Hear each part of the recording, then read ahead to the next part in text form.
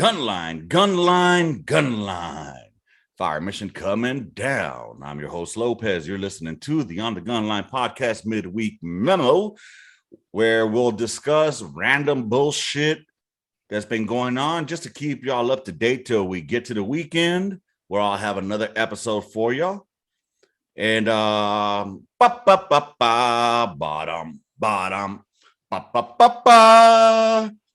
that would be, I think, the ESPN intro. I have a guest here with me on the midweek memo as Lopez Squared.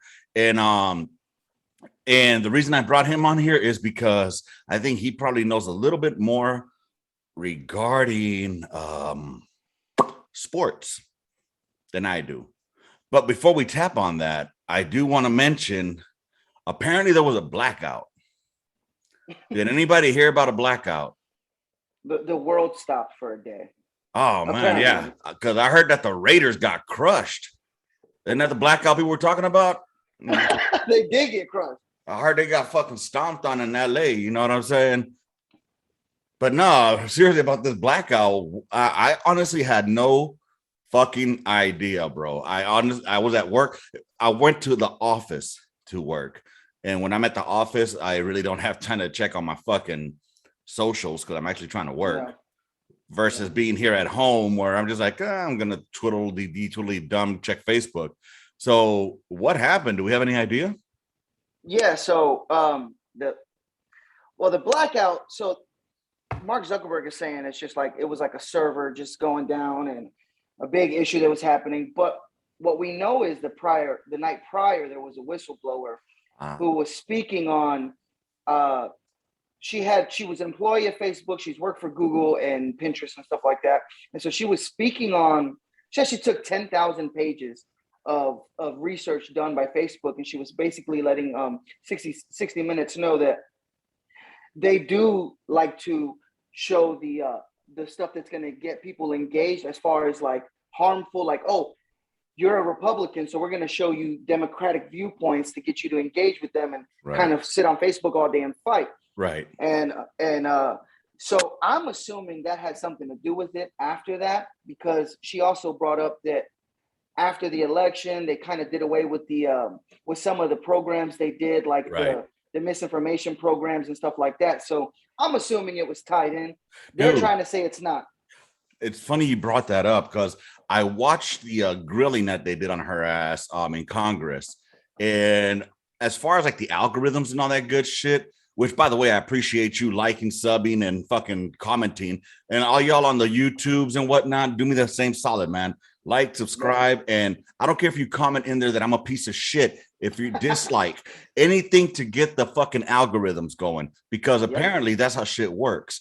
And from what this chick was saying, that mainly like they were focusing on kids as far as in the congressional hearing portion.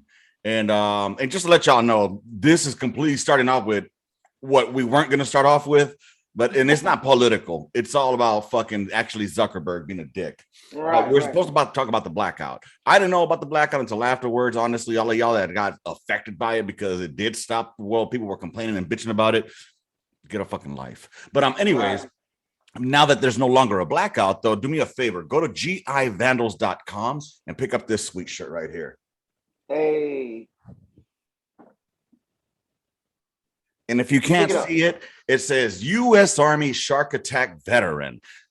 There's nothing to tell the fucking new schoolers how much of a bitch they are than by letting them know you didn't have a shark attack.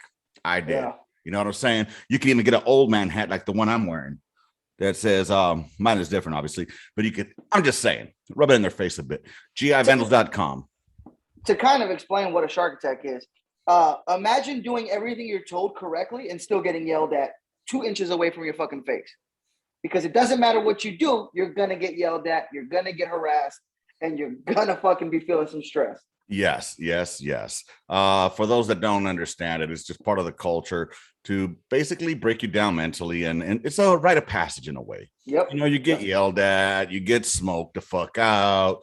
To me, it's a rite of passage. And unfortunately, they've done away with it. But whatever, you guys go ahead and do your fucking 100 miles of friendship or whatever the fuck y'all call it. But yeah, my understanding from what I was seeing on it had to do with like fucking there were kids that were first of all not supposed to be on there because 13 and younger or younger than 13 can't be on there. But let's be real. Who's gonna put the real fucking age? Well, I disagree. Facebook has a whole sector now made and marketed for kids. They have a Facebook Kids now. They have a Messenger Kids now for kids. Nice. So no, but okay. Apparently, allegedly, on the real Facebook, there's not supposed to be a real face. The real Facebook, yeah. The kids are not supposed to be on there. It's 13 and younger or under 13. So, but again, realistically speaking, they're not gonna put the real fucking age. Like these kids are so fucking technologically smart and advanced. You know, come on now. Let's be real. These guys aren't stupid. So my 6-year-old has a smartphone. Dude, it broke me having to buy my 9-year-old smartphone, but it was mainly because I leave her ass here alone sometimes, and don't go fucking snitching on me, motherfuckers. But that's legal. That's legal in the state of Texas. It is. Oh, really? I looked it up. Yeah. Good shit. Because I, you know, there's no house phone anymore. You know what I mean? If there's no house phone, how's she gonna get a hold of me? So I bought her that, and now she's 11 years old. She goes to school, and she texts me every once in a while. And you know, lets me know how hard day's going. At lunchtime, I think she's allowed to text. So yeah, and I only know it's legal because I saw that there was I went on a call one time and there was a kid in a house by himself, and he was 11 or 12, and we called the cops because we were trying to gain entry, and they said that it was legal, that there's no age limit, that as long as they can take care of themselves and they're inside safe, then it's legal to be home alone. Word. Fucking word. Makes sense, man. It makes complete fucking sense. You know, a lot of states aren't like that though. Yeah, dude. I mean, they're all fucking nanny states. I mean, again, I was fucking brought up in an era where we were latchkey kids. You know what I'm saying? I used to get into my house. Funny story, because I kept losing my keys to the house, and my parents were like, "Fuck that! You can wait outside." Okay. Yeah. So we had a doggy door that we never used. You know, in the backyard. And I was small enough to fit through there. That's how young I was, y'all. I would fit in through the fucking doggy door and get in. Or I would break into through my my bathroom window, which is a slide open window. Again, I mean, that's how small and scrawny I was. So not like now I'm a big fat piece of shit with man titties. But anyways, yeah, man. So that blackout, man, it caused a lot of stress on a lot of people, man. I guess people weren't up to date on their news. So they didn't know what to do with their lives. If they would have fucking noticed, I mean, it would have been better if it went out like after Monday Night Football. Yeah. Because the Chargers crushed the motherfucking the Chargers crushed the Raiders. And who was your team again? I'm a Patriots fan. How did that go with y'all? Surprising. So I don't do moral victories, but surprisingly, I was impressed by the defense. Well, I mean, we have a good defense, and everybody knows that Belichick is a really good defensive-minded coach. He's won 2 Super Bowls before he was even a coach, a head coach. He won 2 Super Bowls on defense. Yeah, say what you will, but if you ain't trying, you ain't trying. But I will say, I wanted to be. I love Brady. I'm never gonna turn my back on him, but I wanted to kick his fucking ass. Of course, and we kind of did, but you don't kick a 56-yard field goal to win the game in a fucking monsoon with a kicker who can't kick more than 40 yards. So we deserve to lose. Dude, I feel your pain. I really honestly feel your pain, especially when you love a quarterback so much who's been a dynamic piece of that puzzle. One of the greatest, yeah. You know, I started watching the Packers play in the Brett Favre era. So I don't know much about Majkowski. I don't know much about him. I started watching when Favre was already in. So he's the main reason I became a Packers fan. That and the fact that they would never leave their city for another fucking, you know, their franchise would never leave. Because they're owned by the fans. In theory. They don't have an actual owner. Right. So that was the reasoning of me not going to when I was a Raiders fan. That's how much they impacted me, bro. So when the Raiders left. So seeing them lose, I'm not gonna lie, I kind of rooted for them a little bit, you know, as my AFC team. But I recently adopted the Cleveland Browns as my AFC team. Oh, So that's a bad choice, man. I That's don't a know. bad choice. One of I know. my boys, one of my boys that I work with, huge Cleveland fan, huge Cleveland fan. Oh yeah, they're diehards. He said this might be their year. He said, Green Bay versus Cleveland. I don't know. Okay, Talk okay. to me. You know what the rumors are. So the rumors are that Rodgers is going to Cleveland next year. You still going to be a Browns fan next year, or is that going to still be your AFC team? Yeah. Or would that make them more your AFC team because he's going there? Oh, I mean, I think that would be like a icing on the cake if he was to go there. Because honestly, in my honest opinion, I need to see Love step up in the pocket more. I need to see him in the game.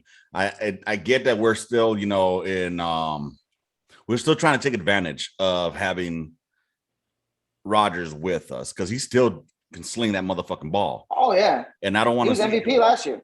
I don't want to see him go the way of Brett Favre. Where he was bitter and then it went to the Jets, garbage, and then he went to one of our fucking rivals of all things, to the Vikings, to the fucking Vikings, and fucking So, I mean, I'm okay with it if he moves. I would rather have him retire with the Packers. Honestly, I think that he should hang up his coat on a high note. Being that he was the MVP last year would have been perfect. People will question, why did you retire? Well, maybe because I like my body and, I don't want to hurt him. But now he's looking very douchebaggy too. He's looking very fucking hipster. I don't know what the fuck's wrong with him. He looks like he takes a fucking finger in the ass. Not that there's anything wrong with it, but I mean, by a guy, not a girl. You know what I mean? Right. He's just not the same Rodgers that I knew. And again, honestly, in all honesty, I'd like to see what Jordan Love has to bring. And he's going to have to get more snaps. He's going to have to develop the team around him. You know what I mean? I think Jordan Love is going to be okay. I really do. I hope so. I mean, he's got some big shoes to fill. Favre. Yeah, but so did Rodgers. Favre and then Rodgers. I mean, but Rodgers, what I did like about Rodgers is that he was humble and he waited his time. He's like, I'm learning. I'm coming under at that time, what would be considered the greatest of all time. Now I'm not going to in the conversation. Oh yeah. Now I mean, definitely Brady has to get it. Whether I love him or hate him, which I fucking hate him. I'm not going to lie. Full disclosure. I hate him as a football player. As a person, he seems like he's a cool person. I don't know him personally, but Favre was always going to be like in my number one. Then Brady's just fucking Brady, bro. I honestly thought, okay, it's just him and Gronk, and it's his team around him that make him. That motherfucker went to Tampa Bay and proved that all that shit. I mean, Gronk is part of a puzzle, but right. So the thing with Brady is, and the argument for why people hated him, obviously because of the cheating allegations. And when you win, you just get hate from people. Right. But the thing with Brady was everyone said he was a system quarterback. Just the exact same thing you're saying. He was a product of Belichick, the great defenses. And I think going to Tampa has ended that discussion, but that's not even fair because he has way more talent in Tampa than he ever had in New England. He did more with the Julian Edelmans, with the Wes Welkers, Troy Browns, Deion Branches, these nobodies that tried to go other places and weren't good in New England. So that's why I always argue that system QB thing is stupid. It's the dumbest argument because he wins with anybody. Now that he's in Tampa, he went to a stacked roster. He has 3 of the best receivers in the game. He has Gronkowski, one of the best running backs in the game, and one of the best defenses in the game. But because it's a different team, the way that simpletons look at it is, it's not the same system. No, he brought the system that he had in New England with him to Tampa. And I'm just happy that he's finally getting the credit he deserves and the hate kind of going away because he needed it. Yeah, I think with even after this, I think he should retire because he has that fucking he has that monkey off his back that it was only in New England that he could win. And yeah, man, how did the rest of the fucking NFL do this year? Did them boys win? Them boys did win, and they're looking pretty good, actually. Fuck them boys. Listen, you're not going to find someone who dislikes the Cowboys more than me. But I got to give them credit. The only loss they have this year was against Tampa Bay and the Bucs week 1. And they played them tough, and they looked good against them. Yeah. And I have never seen the Cowboys have always been hot and cold. They'll have a great game, and then they'll look like straight caca tomorrow. Right. This year, they actually look like they can contend. This year, they're actually good. Every game, they've been good. They're running the ball. Zeke's running again. Dak's doing what he's got to do. Excuse me. And then the defense looks really improved, even though they just dropped Jalen Smith, a Pro Bowl linebacker, for no fucking reason. But they look good this year. And I hate to say it. I hate the Cowboys, but they could make some damage. You know, you have the greatness of not having. I mean, it sucks that you didn't get to serve under these people, but at the same time, there's a plus to it. Because, for example, Smoke Norwood, my Chief Sergeant Taylor. I've heard a lot about him. Great people, fucking awesome people, but will never shut the fuck up about the goddamn them boys. So just imagine my platoon sergeant, my section chief, a couple of my NCOs, because Natividad and fucking Hunt were Cowboys fans, just all of them all over slobbing that fucking cowboy cock. God damn. Natividad is in my fantasy league, and his name is We Them Boys or some bullshit like that. Yeah, man. I got a 105 for them boys. You know, brought to you by Red Leg Custom Woodworks. Go check out the homeboy at Red Leg Custom Woodworks, man. He will hook you up with a beautiful piece of artillery made out of now fucking that's real inert, wood. right? Oh, okay, good. I was saying that's inert, right? But it's wood. I thought it was real. It looks real. No, this is fucking straight wood, like fucking wood, bro. You know, not plastic, not no fucking fake shit. This is wood put on the spinny thing, and like fucking dude, down to the fuse, like everything. It's I beautiful. like that. You know, so make sure y'all go check them out over at motherfucking Red Leg Custom Woodworks. That's right. I'm learning how to motherfucking mix shit in. So shots fired, Cowboys fans. Dude, I'm getting too good at this marketing shit, right? You're getting pretty good, and your segues are perfect. Yeah, I like it. I like it. Dude, I mean, I'll tell you, it's not easy for me to sit down and watch an hour-long podcast, and I have no problem watching yours. I think they're fucking amazing. I appreciate that, man. Thank you. You just made my fucking day. I have a hard time doing it myself. I could do a 20-minute, push a 30-minute by myself. Yep. I can do it by myself, you know, but there's only so much I can talk about. Like, for example, with football, I'm not ESPN. I'm not a statistician or whatever the fuck they are. I can keep up with the conversation. I can nod my head because I can fake it till I make it. But sometimes, like you were saying some shit right now, I'm like, I don't know what the fuck this nigga talking about. But all right, it sounds really good. You know what I'm saying? But fucking dude, I want to get into college football now too, because you know what? Quick shout out to my homeboy Brock Reiner. Brock, you my boy, dog. I love you. Thank you for taking care of the fucking super faggots last weekend. But again, this weekend, fuck the fucking Sheekhawks. Yeah, dude. Wait, who are they playing this weekend? Who do you guys got this weekend coming up? So here's the thing. I'm from Jersey, right? So if I'm watching college football, what am I going to watch? Rutgers? So I kind of just try to watch. I must admit, I'm not the biggest college football fan, but I have for the last few years been trying to get into it because I want to know these guys before they come. And then us drafting the national. I bet you want to know a guy before he comes, don't you? Oh, yeah. Well, I like to watch the ranked games. So whatever teams that are ranked that are playing each other, I know that's going to be highly competitive usually, and I watch those. Like last week, I watched Notre Dame. Who did Notre Dame play? But last week I watched every single double ranked game. Okay. And they get pretty good. I watched Texas A&M destroy Texas Tech a little bit. Alabama, of course, killing it. Who else did I watch last weekend?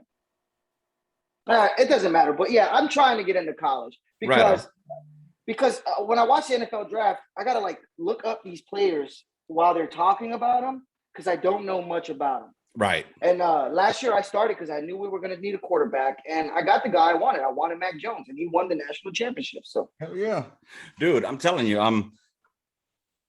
I want to get into it as much as I can. I've been trying for a couple of years, trying hard. And, you know, I grew up just a few miles south of USC. You know, everybody thinks it's the University of Southern California. Nah, that bitch is University of South Central. You know what I'm saying? I'm telling you, USC is in South Central Los Angeles. Like literally across the street from USC, there's the gardens. There's University Gardens. For those unaware outside of California, gardens, anything that ends with gardens in its name is the projects. All right. You got Hawaiian Gardens. You got fucking Avalon Gardens. You have Imperial Garden. Oh, no, that's Imperial Courts. Anyways, University Gardens. Those are all the motherfucking hood, Chief. That's the motherfucking. They gotta make it sound appealing by saying garden. Gardens. Yeah. You know what's a trip though? I come to find out that these projects, they were actually made for veteran housing after World War II. Was the intent was so veterans could have like veteran housing when they got back from the war after World War II. But guess they ain't doing no shit like that now. Yeah, hell no, man. Dude, we're gonna get into the VA in a minute. I completely forgot about that shit. They ain't doing no shit like that, dude. Before we move off of sports, and yeah, Shecox. I take it back. I'm gonna need y'all to win this. Well, no, go Rams. Fuck the Shecox. Go Rams. So sorry, Brock. I love you, boss, but I hate the Shecox with a passion. That was a fucking that was our ball. All right, 2012. That was our ball. Anyways, yeah. And they should have ran it with Marshawn Lynch. Thank you for not, by the way. Dude, that's an Oakland boy right there, too. So tonight, keeping on the sports thing before we go, I like the new one and done baseball. Yeah, I don't, obviously. Oh, I love it. I'm sure you would have loved it if things went differently for you. Probably. Because you are a Yankees fan, is that correct? Yep. All right. So what happened with the Yankees yesterday? Didn't you guys have like a $24 million pitcher or something like that?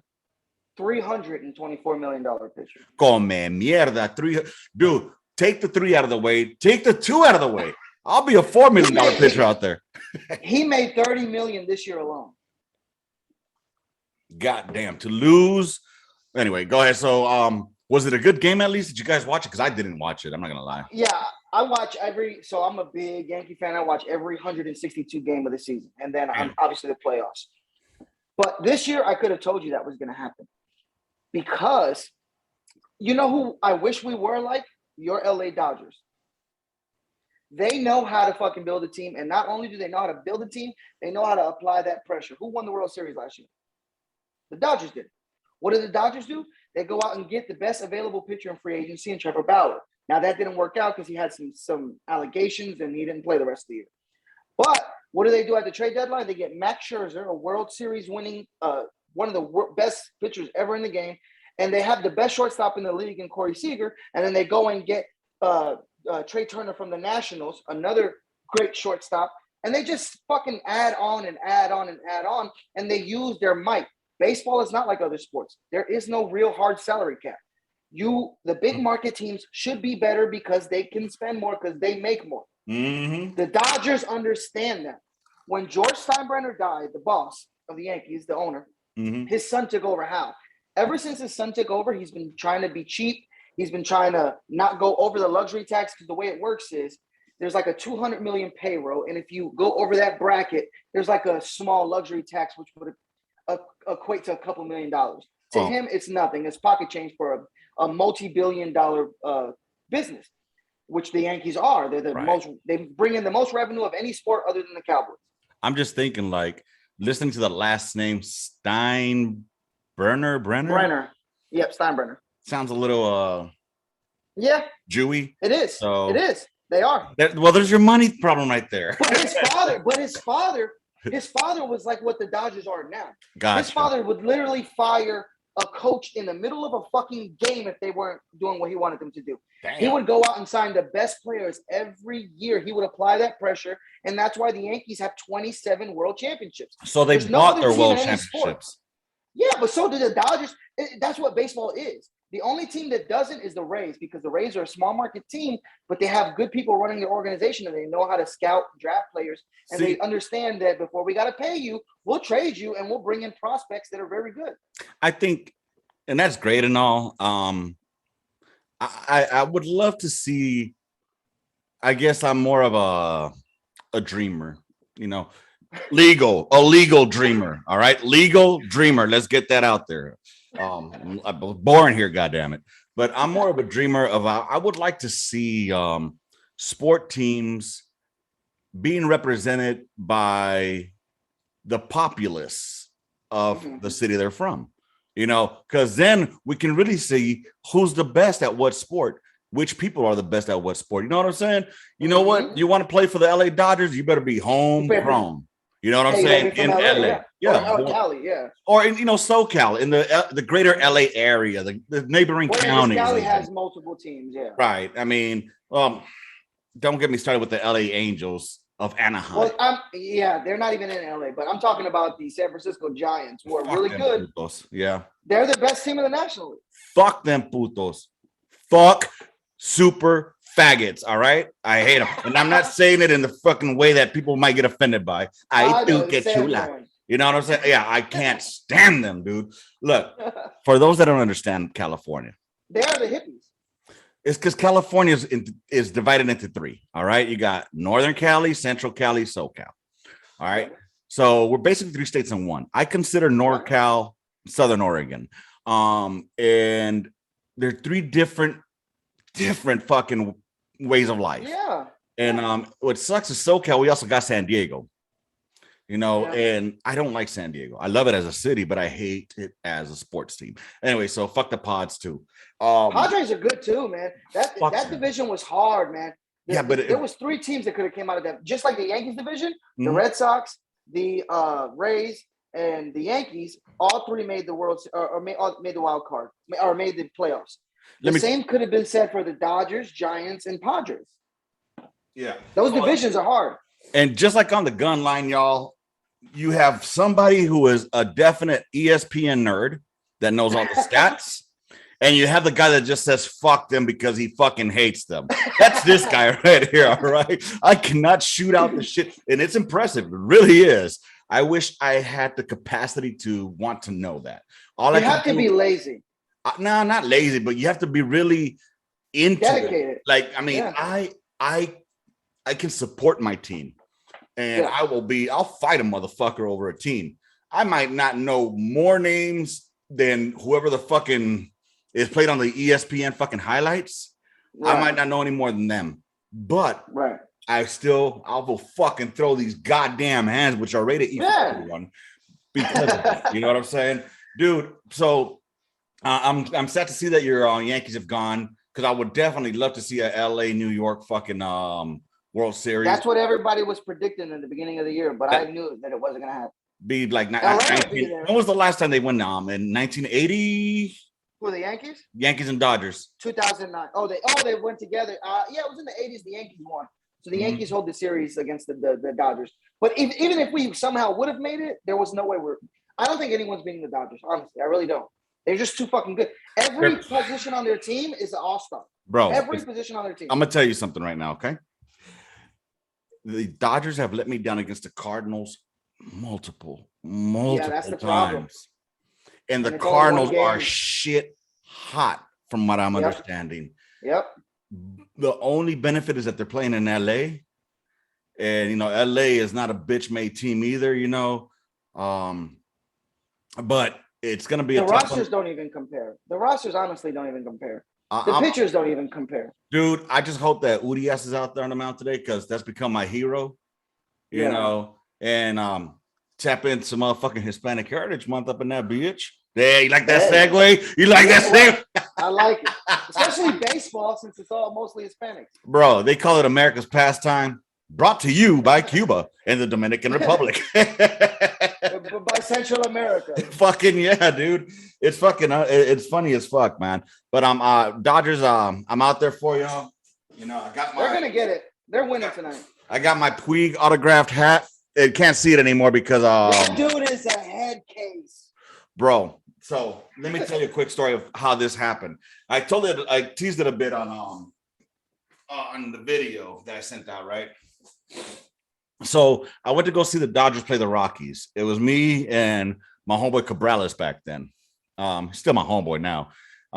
Shout out Cabrales, first iron out there in fucking Fort Hood. And actually, he's the first round with Hawthorne out there too. They're in the same. Nice. They're in the same unit. So fucking So dude, we're out there at the Rockies games, and this motherfucker does not get your basic fucking nosebleed ticket. No, this motherfucker wants to be like right there, third baseline. First, second, third row. We were in the first row on third baseline, and dude, we were in. Let me tell you, this guy is a baseball fucking nut nerd. And this is before they put the nets up, right? This is before when the ball could go right into your. Wait, stand, there's right? nets. There's nets. Yeah, now. because the kid died. Oh, should have fucking ducked or caught. Blame the dad. Dad should have gone got it.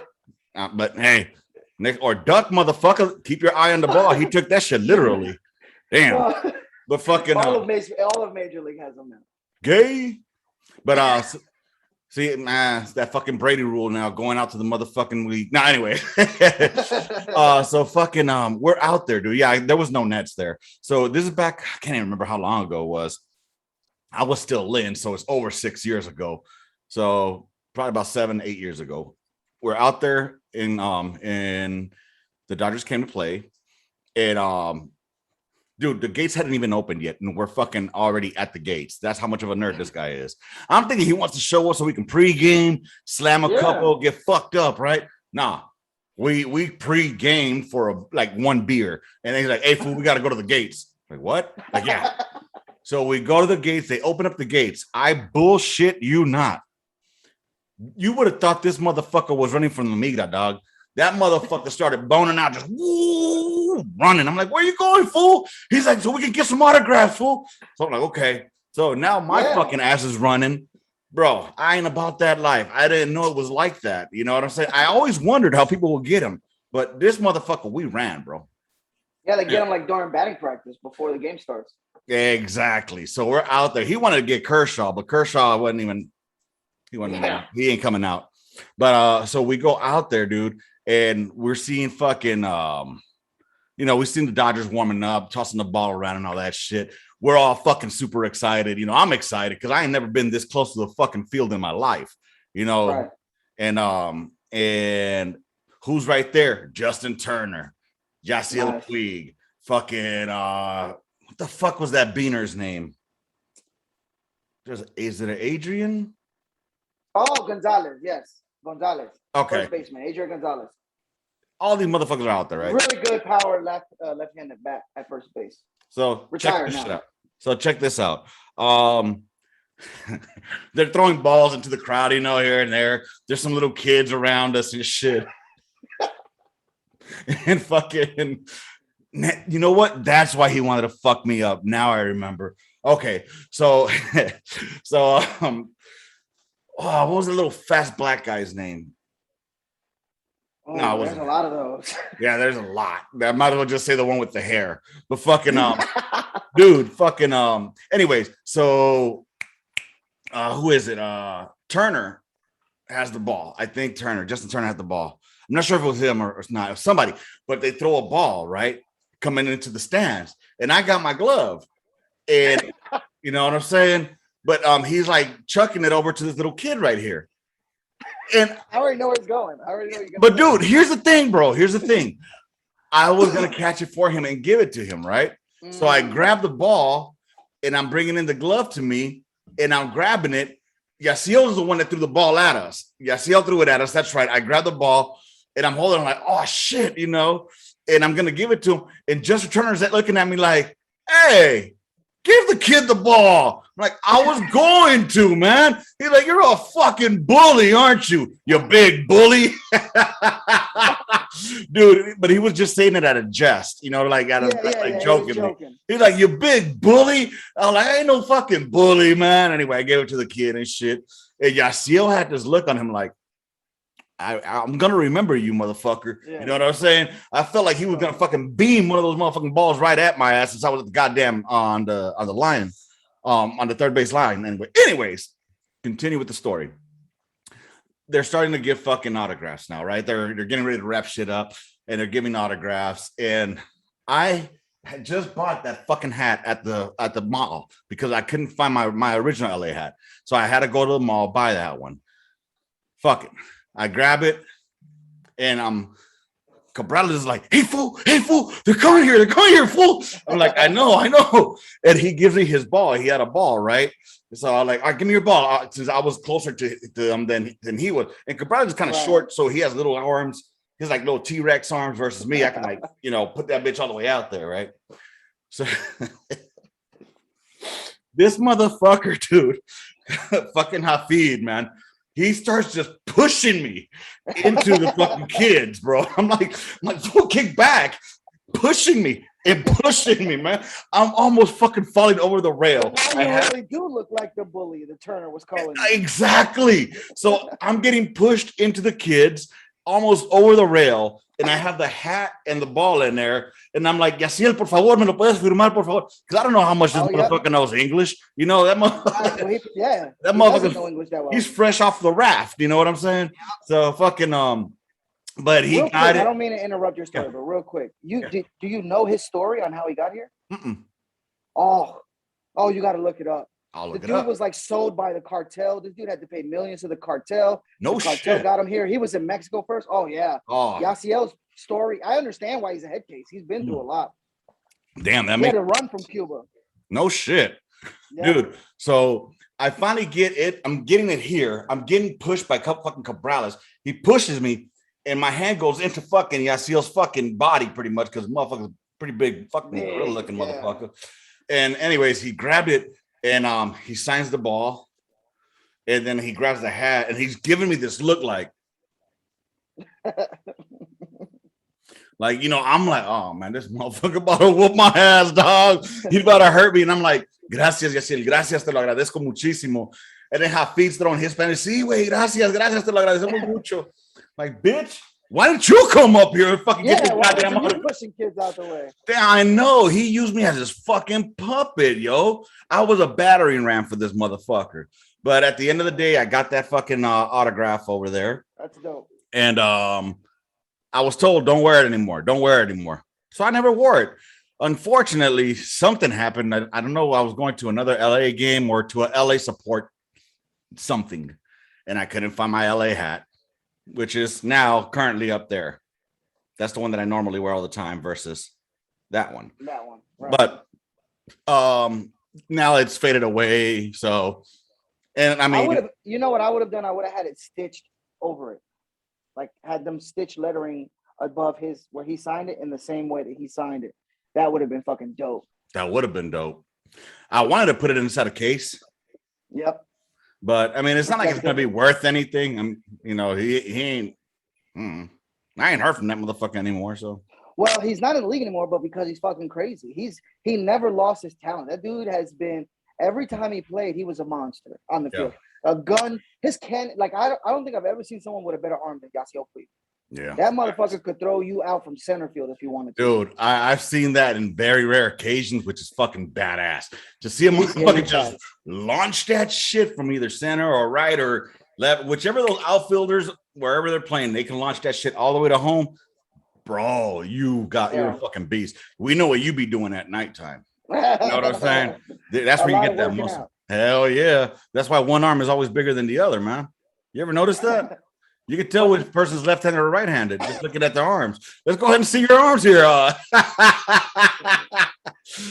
But let me segue because now I want to talk about Hispanic Heritage Month. Wait, talking about Yaciel Puig's story. Come on, we got in a second. Before we get to that Cuban, all right. I want to talk about one because he's a Cuban. Is he not a fucking Cuban? You said that Cuban. Well, yeah, because I want to talk about another Cuban. Okay. All right, yeah, my little homie Cruz. Yeah. So, Cruz, of all things, anybody who knows Cruz, go Vols. All right. So I had planned with another buddy of mine to get the Power T tattooed on me as a memory of Cruz. All right. Mm-hmm. Unfortunately, things didn't go the way they were supposed to go, and time ran quicker than we thought it was going to happen. And so I was never able to get the Power T tattooed. I'm going to get it eventually here soon. I'm just too fat. Don't ask what that has to do with anything. I'll tell you in a second.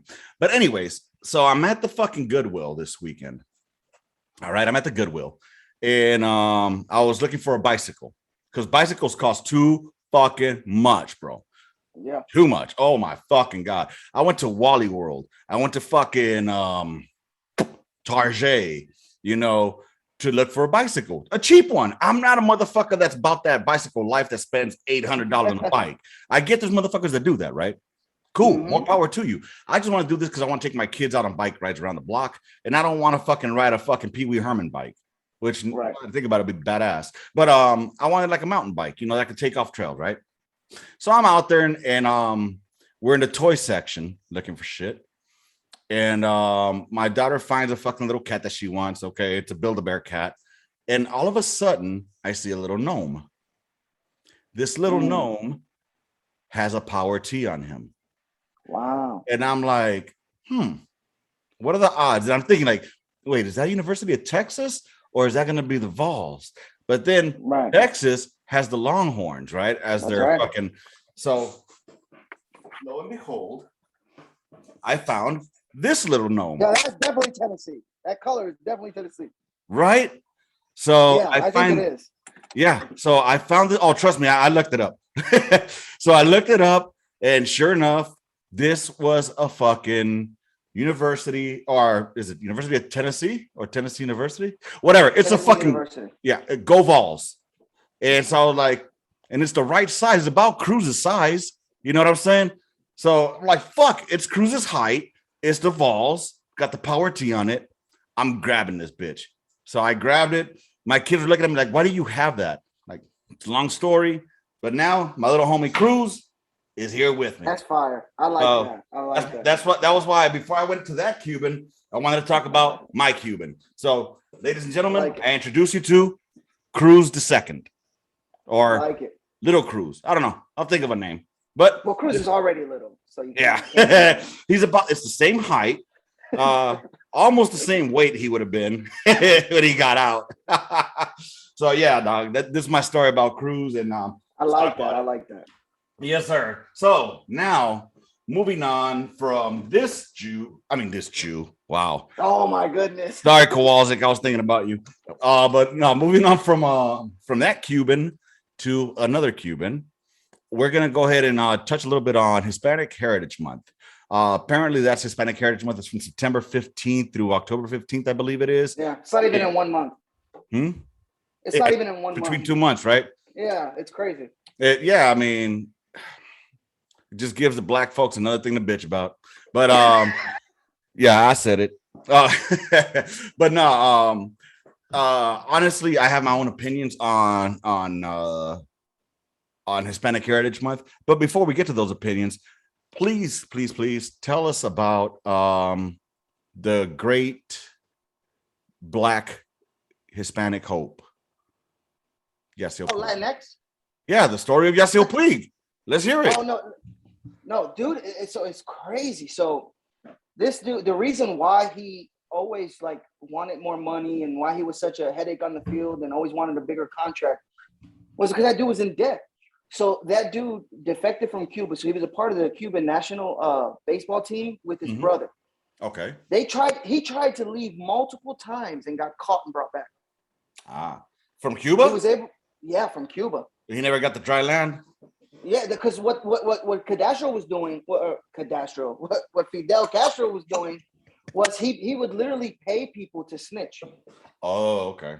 And so one of the baseball team's managers or trainers or something like that got word that he was trying to defect so that he could come play baseball in America. Right. And snitched on him. And they were literally imprisoning him. And then he had to get help from someone in, I think it was Venezuela, but he went from Cuba to Venezuela to Mexico. And in Mexico, the cartel brought him to America. Same thing we're talking about, the Coyotes. The same thing with the southern border. Right. And these guys extorted him. They know, hey, you're going to be a famous ball player. You're going to make millions. And they held him for ransom. And basically, his manager had to pay them to get him to America. And this is all before he ever played a single game or even touched American soil. Damn. And that's not unheard of in baseball. A lot of the Cuban players, Chapman, guys like that, they go through these kind of things just to even get here to live the American dream and play play the sport that they all love. Damn, dude. But at least he's got 2 months to celebrate. Yeah, dude. I mean, shit. You know, I mean, all right, y'all. I try to stay away from political shit. I try too hard, but okay, we don't need a whole fucking month. We don't even need a fucking day. We're goddamn Americans. You know, I get it. We're proud of the how can I put this? We're proud of what our people have brought into the culture here in America, which I'm still trying to identify what the fuck is American culture, but you know, what our people have given to this country. You know, we gave them baseball. What more do they want? You know, we gave them flavor on their food. Nah, but you know, honestly, I get that people like to have that appreciation, right? But I mean, I guess I don't. If it's gonna be fair across the board. You know, let's have Irish History Month. You know, let's have fucking Norwegian History Month. You know, that's right. I'm not just classifying them as white. I'm classifying them by their country. You know, or let's have European History Month. I mean, granted, they get Columbus Day, but of course they're gonna have those same. But they have all the every day. Okay, you know exactly. What? And so it doesn't work like that, y'all. I mean, you want to isolate motherfuckers. That's a good way to do it. But that's why I stay away from politics, because I think that was it Morgan Freeman who said it? You know, Black history is American history.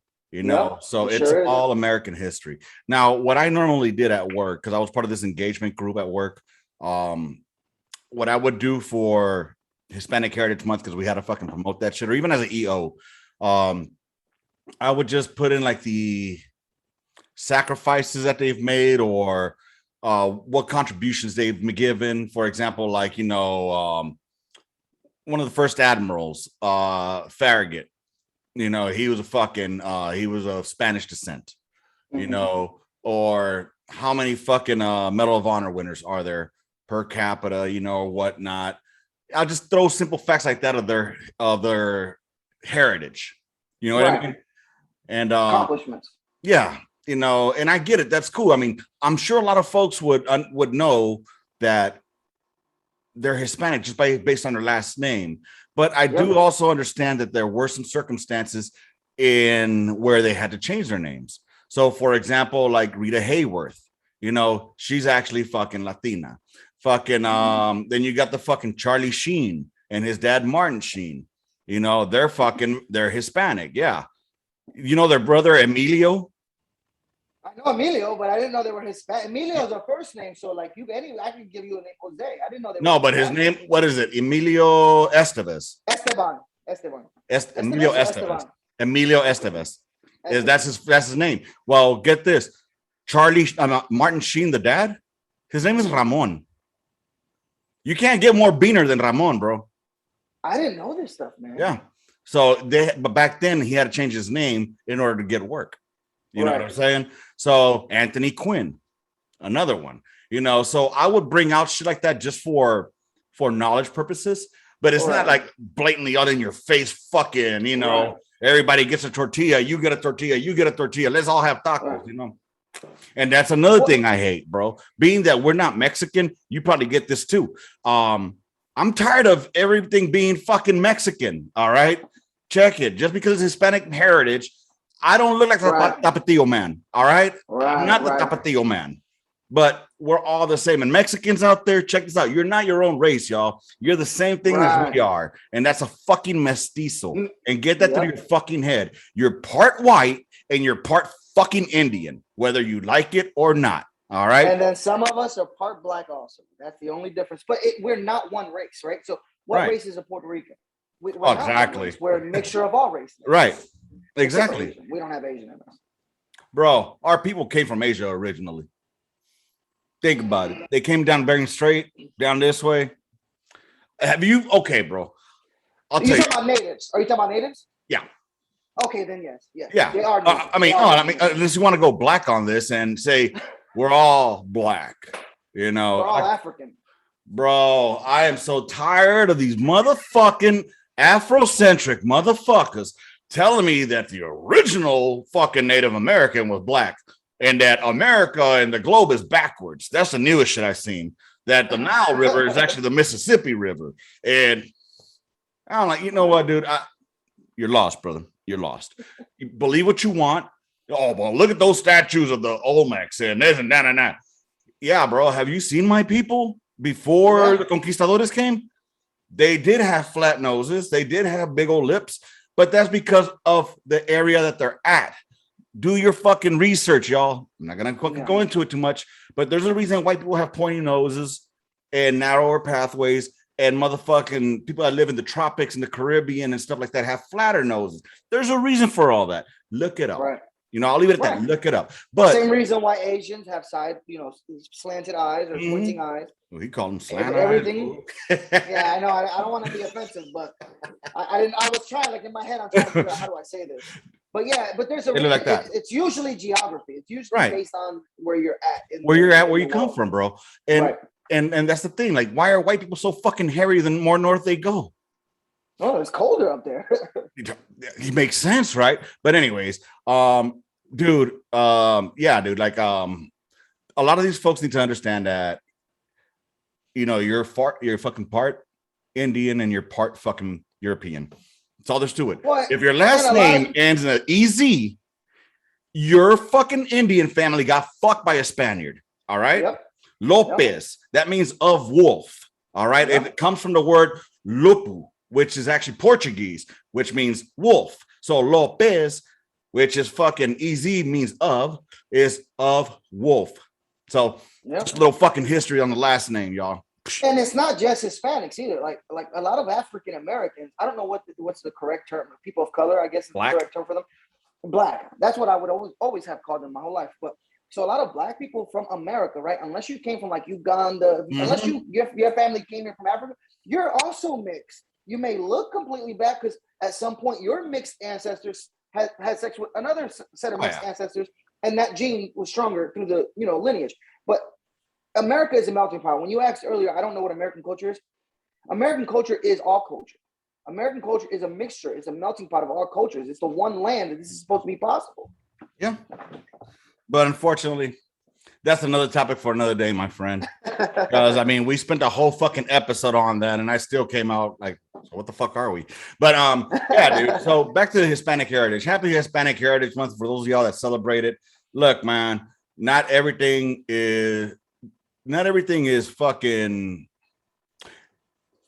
Be proud of your heritage. Be proud of where your people come from. All right. There's nothing wrong with that. But never fucking forget that your family and your ancestors, unless they were here already, they came here from that place to get into a better place. Yes, you can have love for Mexico. Yes, I love El Salvador. I lived out there when I was 16 years old. I was 16 and I lived out there for the whole year of 1994. I lived out there January through December. All right. And I grew a lot of love there. And but I'm not gonna be saying that it's not a shithole country. I'm just Puerto Rico. Same thing with Puerto Rico. There's a reason why I'm not in Puerto Rico. Right. Well, I mean, y'all got more Puerto Ricans in the US than y'all have in Puerto Rico. That's true. That is true. That's very true. But you know what I'm saying though, right? Like I get it. Yep. Like they say, mi orgullo. Be proud, man. No doubt. Be fucking proud, bro. But also remember you're a fucking American. And now when I say American, I mean, I'm sorry, you're a United States of America American. All right. Because that's one thing that I got put on game. Citizen. Bro, when I was in Nicaragua, when I went to go visit out there, like, I'm American. I'm like, yeah, so are we. So are they, yeah. Yeah. Exactly. Dude, they fucking schooled my ass quick. Like, we're American too, motherfuckers. Which brings me to another point for maybe another day we could talk this. But I've had this conversation with my mom because she's from Nicaragua.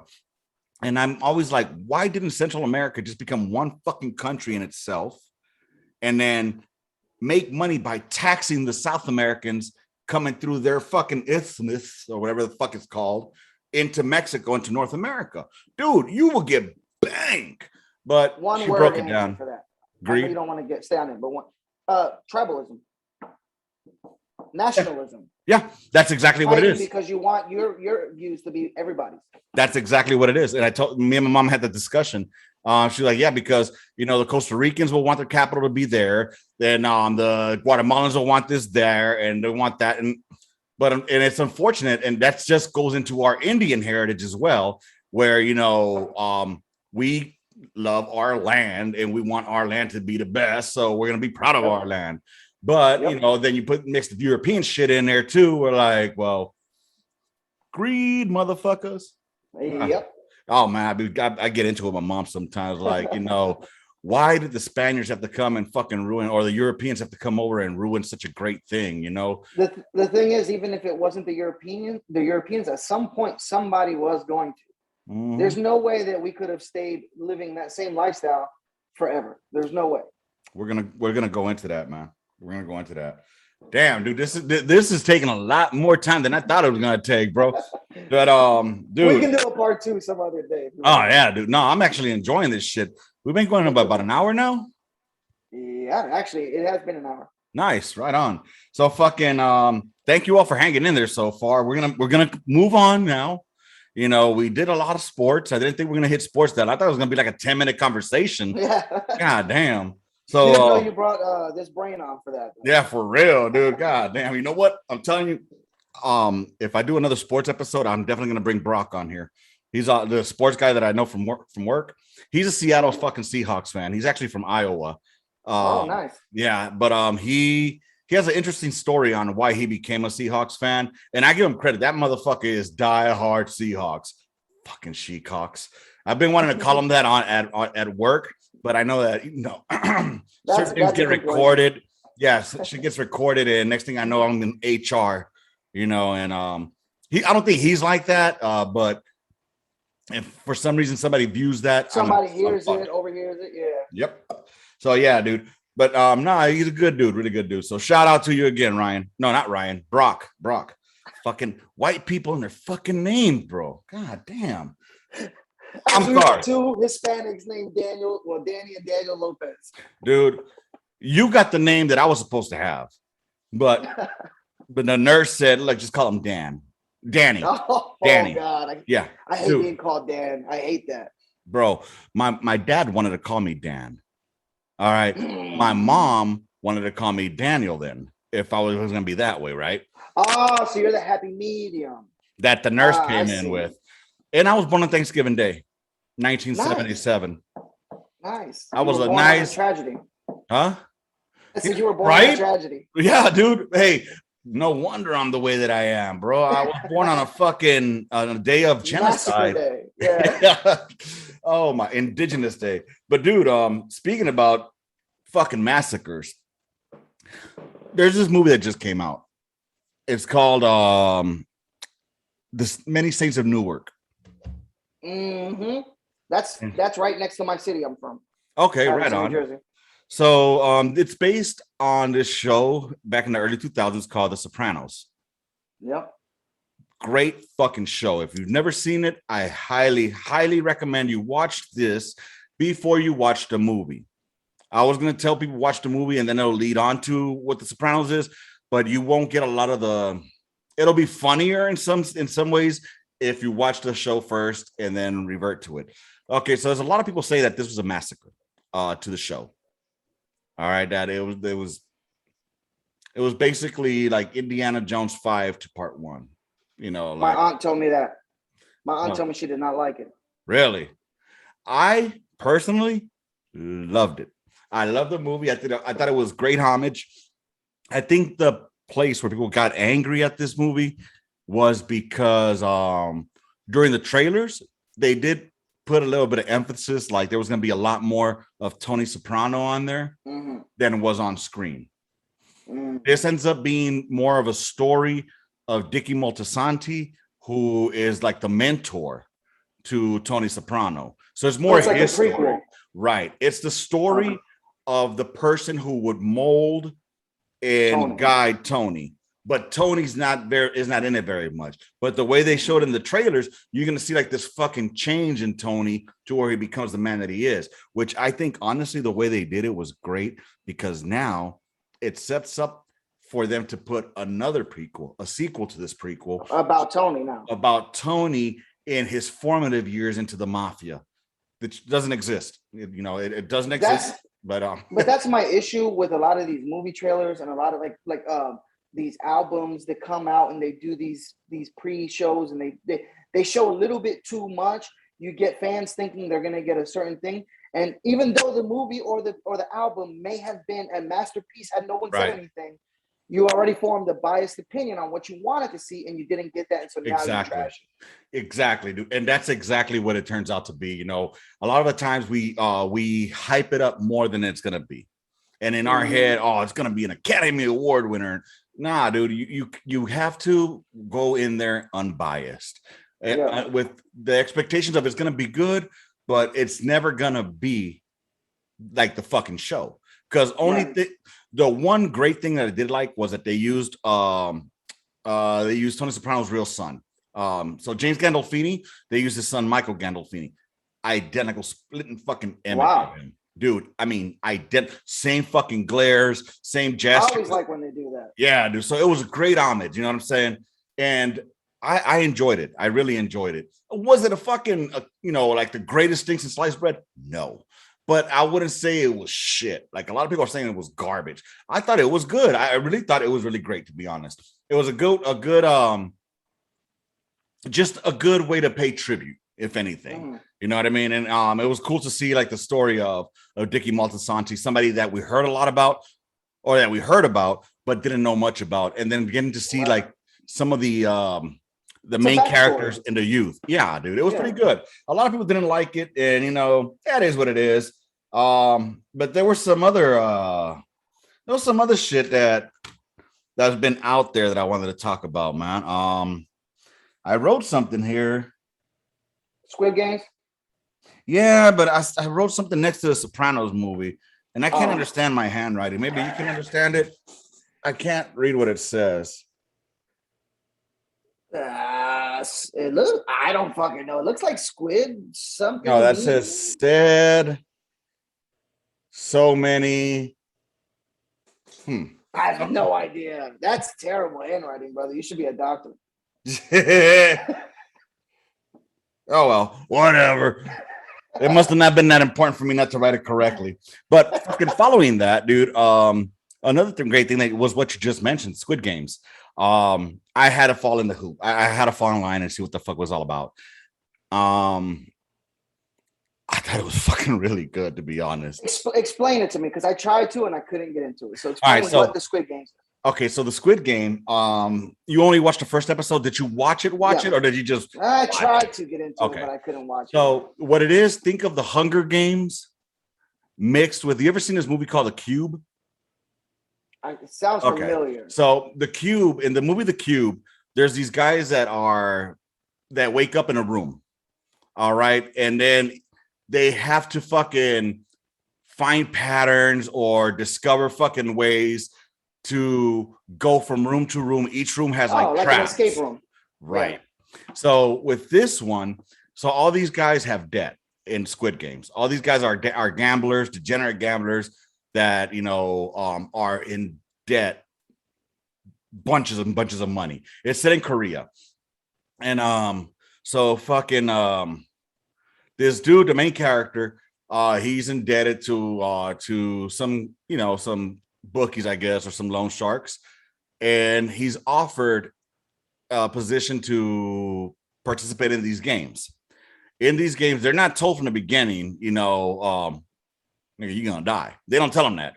They tell them like, there's 6 games and winner gets all this money that's in this piggy bank. They dump money. So people, long story short, they become pretty much like the game itself. They get betted on. All right. So they're bet on. And so these games start off with hide and seek. Oh, not hide and seek. It was red light, green light, which I remember playing that game as a kid. Red light, green light. Anyways, or Mother May I was another one too. Anyways, red light, green light. I remember playing that. But in this version of red light, green light, if you move, you die. You die. Yeah. You get shot. So there's rules to the games. Like if everybody decides to quit playing, they can quit playing. Which they end up doing. Spoiler alert. They end up doing, and then but they come back to play again because money talks, bullshit walks, right? So if you can get over their lips, I guess I grew up with watching shit like that on regular TV. with Bruce Lee and fucking, Jackie Chan. I all saw those too. those movies back in the day where, that's why we make fun of them because they talk like this. Yeah. You know what I'm saying? That's so I grew up watching that shit, on Sundays they would have the fuck like Kung Fu theater type shit. So anyways, that didn't bother me. It was really good. I'm gonna have to give it another shot. I'm gonna have to Dude, I would recommend it during the game too. So yeah, I recommend watching it. And just like we talked, go in there without any preconceived notions. Yeah, and here's the thing, dude. This type of shit is what we need for entertainment, honestly. And I'm not saying the killing or anything like that. I'm just saying just something other than reality shows. Right. Because that's everybody wants to watch just fucking reality shows or the news. Now what this brought me to watching that shit though was, damn, this reminds me of the gladiator games I wanted to have for fucking death row inmates. You know what I'm saying? That would be awesome having something like that. Because I know I'd go bet on that bitch. But oh yeah, you'll see people's true colors. If that was ever reality, if that was ever accepted societally, it would be big and profitable, very profitable. You can see my true colors right here. I'm betting on that shit. Believe that. You believe that. But no, it's pretty cool, man. And then not to get too much into the storyline of it, but the dude is like, he makes a couple of friends there. It has a twist at the end, kind of like Saw, Oh, so I love the Saw movies. Yeah, so think of it something like that. It's like the Saw meets fucking Hunger Games.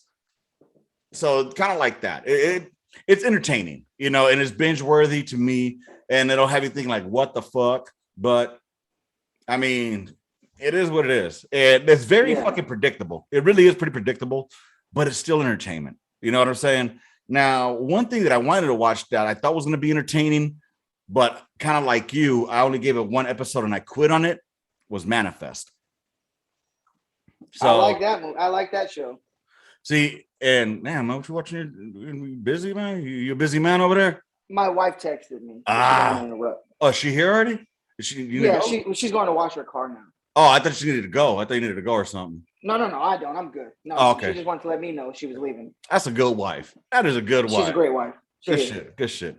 But Manifest, man, that is it challenges. So I'm like you, like I like to predict movies and shows that I'm watching, and I'm usually right. Right. Manifest threw me completely the fuck off a lot of times.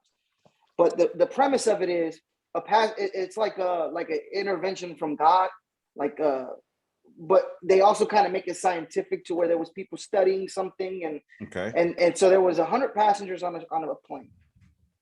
They go on a flight. So they were on an original flight from I can't remember if it was Hawaii or something like that. Right. And so there was overbooked on a plane. So they asked people to volunteer to take a different flight. So some of these people, split with their families and went on the later flight because they got like free tickets or something like that. They got some kind of credit. And during that flight, there's a bad storm. And so you see at the beginning of it, you see that whole flight take place. You see the turbulence and all that, and then you see them land. During that flight, somehow 5 years had passed. Oh, shit.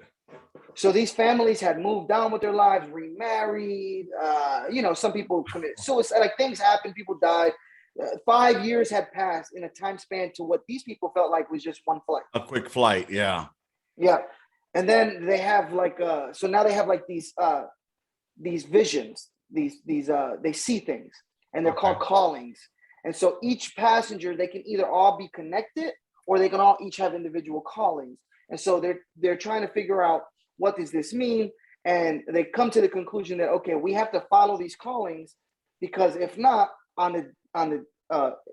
the amount of time that you were missing, on that same day, you're going to die if you don't follow these callings. And I think it's like 4 seasons. It's a really good show. Okay, I'm gonna give it another shot. It sounds kind of like this old movie I remember called Millennium. I think it was called, about a flight. Well, that was more about flights that were getting diverted to like space by aliens. Handle your business, baby. Handle your business. No, hold on. Somebody was trying to call me. Let me text him. Somebody was trying to call me. I got you. Meanwhile, while he's doing that, yeah, dude, I think I'll have to give that a try. I'll definitely go ahead and watch that show because anything's better than watching that shit show of the fucking pullout that happened out in Afghanistan, bro. I would agree. I would agree with that assessment. Them segues, right? Them motherfucking Yep. segues. I think you were born for this, man. Right? Fucking the reason we're talking about the Afghan pullout is because we have a listener, Mr. Mariscal. He wanted he threw it out there when I asked everybody what they want to talk about, and he threw out the Afghan pullout, you know, and the breakdown of that shit. And it's and then Lopez here, he brought up the fucking the sports, hence why we started off with sports, and he's on here. So what are your thoughts on the pullout and the Afghan shit that's going on, huh? I've said my piece before, that's why. So my thing is, first of all, I want to say I'm glad we don't want to be in Iraq anymore. Afghanistan. I'm glad we wanted to leave. I'm glad we wanted to bring our troops home. But just like with everything else, and I'm not talking because I'm a Republican and no, I'm talking specifically on this topic. It was the most, I can't think of a bigger failure recently. Even when you look back to the ISIS being formed after we left Iraq, it wasn't this bad. Obama didn't leave people in Iraq. Obama didn't leave citizens or civilians or troops or even Iraqi nationals that wanted to come because they helped us.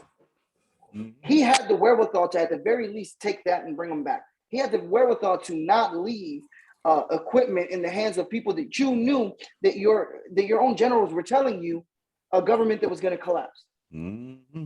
So a lot of the things that Biden said, he said that the generals, no one could have predicted that this was going to collapse. No one could have predicted that it was going to be. We saw from the congressional testimony, General Miley and the Secretary of Defense, they said, no, we predicted this. Mm-hmm. We knew this would happen. And how could you not? They were warned about it. They were forewarned. How did you not have a plan? You know, and then what was the guidance given to you? I get it. Ultimately, you're the president. Like you said, the buck stops here, you know. But it's not even stopping there because he's not even taking accountability. Right. He's trying to push it off to another administration. And that's what pisses me off. You know, one thing I always say is when you become a section chief, you know, and you sign those documents, you take responsibility for that section. I'm not going to say, oh, the section chief before them was a piece of shit, you know. Right. No, I'm accountable for them now, you know. So they're a direct reflection of my leadership. And if anything's missing on that howitzer or in that section, it's my responsibility because I signed for it. You know, I'm not going to blame it on the prior section chief. Neither with the prior gun or smoke. Blame it on the smoke. Who do we got here? Damn X-rays. Oh, fucking Lee Hunt just hit me up. But fucking that's where I agree with you on. You know, I agree with you wholeheartedly that we should have left that place 10 years ago. Me and Hunt had this discussion. You know, we should have left this shit a long time ago. Unfortunately, we didn't. But and we needed to leave. And no matter who would have been under the administration, whether it had been fucking Trump or it would have been fucking Biden right now, it would have been a shit show. I think the MAGAs would probably still back up Trump, but I think he would have lost some MAGAs as well. You know, with a move like that, I'm sure he would have lost a lot of you know, a lot of. Well, I mean, I actually saw Trump's laid out plan for the withdrawal. I actually saw that his steps, and he actually included. And I'm not saying it would have went down this way, right? But he at least had a plan, and I saw that before troops was equipment and personnel to leave. Yeah, you need to retrograde. Yeah, dude. Yeah, we do it all the time in the field. That's so basic. Exactly, that's so basic. Anyone should know that. You can't predict who's going to attack, when they're going to. Like, you can't. You can do your best to try to. Exactly. But you can't predict those kind of things. But what you can predict is what's going to happen if you leave billions of dollars of equipment there. What's going to happen if you leave lives there? And what's sad is like the Afghans that were left out there, you know, to hurt, and that's why I feel bad for. You know, my Terp, he still has family out there. We gave them a list of the people that were there. We told the Taliban, these are the people that are here. Yep. But how much more incompetent can you be? Dude, that's our president. I'd rather have Kamala right now. Honestly, I'm being honest. I'd rather have Kamala. I don't even know what the bitch is doing. But doing nothing. No, see, I can't even say that. I was say doing nothing is better than what Joe did. But then again, that's not necessarily true either. That's not necessarily I mean, true. So you're right. Honestly, I if it wasn't those two, who would it be? Nancy Pelosi? Oh God, I know. Yeah, and I don't want her. Exactly. Yeah. So I think we it's touched on our it's not that I want a Republican. right. It doesn't matter if it's a Democrat. It's just they picked the wrong one. They should have never fucked Bernie twice. They should have never did it. I would prefer Bernie right now because at So would least I know that there will be some debates going, kind of like they are right now about the debt ceiling. Which, for Yep. those that don't know what the debt ceiling is, Lopez here will explain it to us in his best Boricua way. What is a fucking debt ceiling, bro? Okay. So the debt Like ceiling. that segue okay, again? So first of all, I do. That was good. So first of all, before we talk about the debt ceiling, let's talk about debt. So America has accumulated a certain amount of debt throughout the years. The debt ceiling is the amount that that our government has said we're not going to go past this debt. So think about it like a sports cap, like a cap on a right. Okay. Right. So we let's say okay, the easiest numbers for me, because I talked about them a lot, was when Obama was president. Okay. So when Obama took over, we were somewhere around $9 trillion in debt, maybe 10. That's what, from George Washington to George Bush, that was the amount of debt the country had accumulated when Obama took over, about 9 to 10 trillion. That was the debt that we have laid out basically to other countries like China. And then what Obama started doing when he was president was raising the debt ceiling, but not necessarily incurring cutting on costs from the government. And so that was the first government lockdown when I was still in. That was what that was about. He wanted the debt ceiling raised. He wanted us to be able to spend more. And because we have our own printing press, we can make our own money. It doesn't matter. We can just keep raising the debt ceiling and just printing out money that doesn't matter. And that's kind of what they want to do. But we saw it kind of start with Obama when our credit score because countries have credit scores. So this country had a AAA credit score, right? At the time when Obama was president, before the government lockout. After that government lockout, our credit score went from a AAA down to an A+. So it dropped 2 points. Right now, the US dollar is the currency of the world. That could change. It could become euros or pesos or what's the Chinese one. Let me see if I'm understanding. The Chinese is, the Japanese is the yen. Yen. That's the one I was thinking. That's Japanese. Okay, so Japanese. So let me try to see if I can understand this kind of. All right, because I already can see the arguments. Well, it's because Obama incurred a war that was already, so it's just Bush's fault. Right. It's all gonna get. It is. So now, so with that said, if I'm understanding correctly, just throwing out numbers, we were 10 billion in debt when he took over. Trillion, yes. 10 trillion. Goddamn. Sorry, we're making up numbers here. It's 10 quadrillion. No, this is a real number. I know, bro. That's when I started hearing motherfuckers throw out numbers like, oh, they want to borrow 3.6 trillion.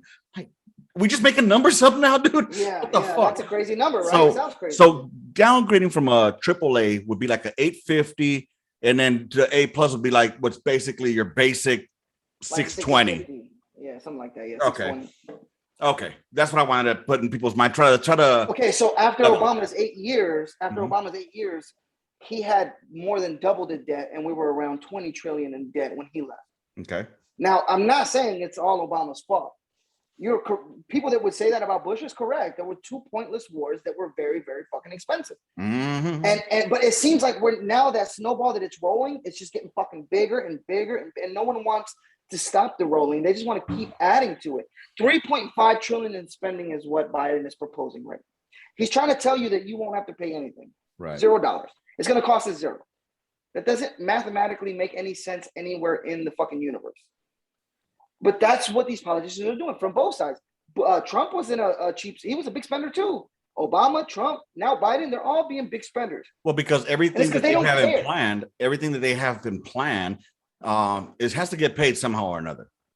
So what Biden is saying out there is that, or not Biden. Well, I think Biden was one of them saying it, but Pelosi, Biden, they all said it. And Schumer, they're saying that this is for the money that we're asking for is not to tack onto the debt ceiling. It's not money that's been spent. It's not money that's not even going to be. It's not money that's going to come from you. You're not going to pay. Yeah, you're right. We're not going to pay for it, but my kids and their kids are going to pay for it. You know what I'm saying? And they're also saying that it's an it won't fuck anybody other that unless you make 400,000 or more or something like that. I think we've already proven that argument to be invalid, though. Don't you think? Well, first of all, $400,000 a year is not rich by any means, and that's a dual income housing. So if your wife makes $200K and you make $200K, which is middle class, kind of living a little bit comfortably, Look in at certain that's in certain states, I think that's rich. That to me, that's hood rich. Because right? But you're not rich. that would be to me upper middle class. That would be like the high middle class to me. Right, and you're living comfortably. You can get what you want when you want. You're not wealthy. You can have a nice car. Right. You're not wealthy, but you're rich. You're comfortable. Right. Like you said, you're comfortable. So we're starting off with that argument that if you don't make over $400K a year, first of all, that the rate at which they want to be taxed is astronomical. It's over 50%. So you're saying if you make $400K, then it's okay to pay $200K because we'll just cut it even at 50, even though we know it's more. They propose up to 90% taxing on these people. I'm pendejos. Fuck them. But let's just say it's even 50. You can't just